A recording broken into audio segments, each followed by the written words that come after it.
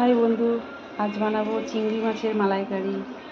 এখানে আছে চিংড়ি মাছ, এখানে আছে নারকোল, এখানে পেঁয়াজ 1.5 খানা, টমেটো, লঙ্কা আছে 3-4টে, আদা রসুন। আমি সবগুলোকে ছাড়িয়ে নিয়েছি, সব ছাড়িয়ে রেডি আছে। এবার মিক্সির মধ্যে নারকোলগুলো সব দিয়ে দিচ্ছি, ব্যাস এইগুলো দিয়ে ভালো করে মিক্সিতে বেটে দেবো। তারপরে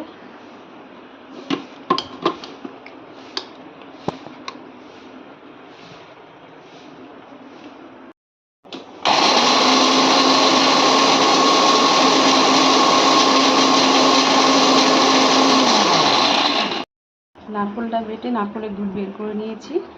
এবারে দিয়ে দিয়েছি মিক্সির মধ্যে সব কিছু, ব্যাস এটাকে এবার বাটা হবে। তারপরে রান্নাটা শুরু করবো। চিংড়ি মাছটার মধ্যে নুন আর হলুদ আমি মাখিয়ে নিচ্ছি ভালো করে।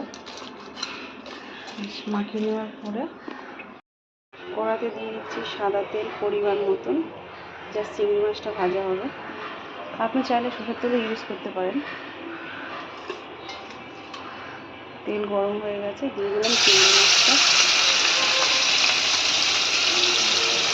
চিংড়ি মাছটা হালকা করে নেড়ে চেড়ে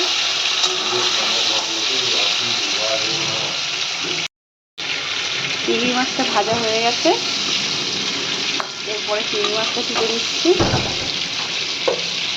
আবার একটু তেল দিলাম, তেলটা কমে গেছে। তারপরে দিয়ে দেবো গোটা গরম মশলা, দারচিনি, তেজপাতা, লবঙ্গ দিয়ে এটা ভালো করে নাড়াচাড়া করতে হবে। এটা ভালো করে নাড়াচাড়া করে এবারে যে বাটা মশলাটা আছে সেটাকে আমি দিয়ে দেবো।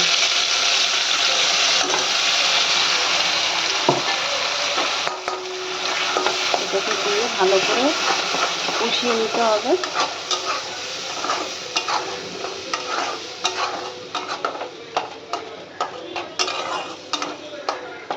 কষানো হয়ে গেলে এর মধ্যে দিয়ে দেবো অল্প একটু জিরার গুঁড়া, হালকা একটু লবণ,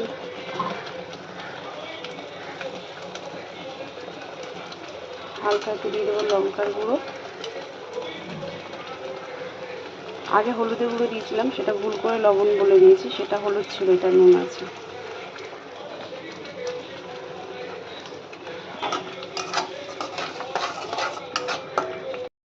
আপনারা দেখতেই পাচ্ছেন মশলাটা ভালো করে কষা হয়ে গেছে। তার সঙ্গে তেলও ছেড়ে দিয়েছে। এবার আমি দিয়ে দেবো স্বাদ মতো চিনি। যে যেরকম চিনি খেতে পছন্দ করে তো সেই অনুযায়ী এখানে দিয়ে দিলাম 1 চামচ পরিমাণ চিনি। চাইলে আপনি যতটা পরিমাণে চিনি খাবেন ততটা পরিমাণে চিনি দিতে পারেন। তো আমরা একটুখানি চিংড়ি মাছের মালাইকারিটা একটু মিষ্টি মিষ্টি পছন্দ করি।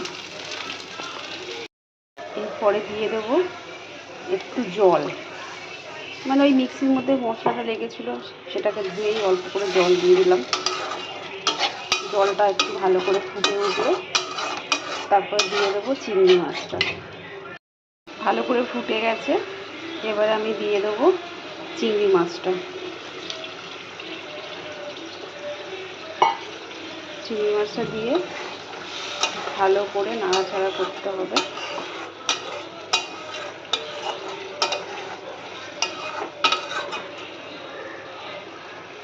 এটা একটু ফুটে গেলে এর মধ্যে দিয়ে দেবো নারকোলের দুধ।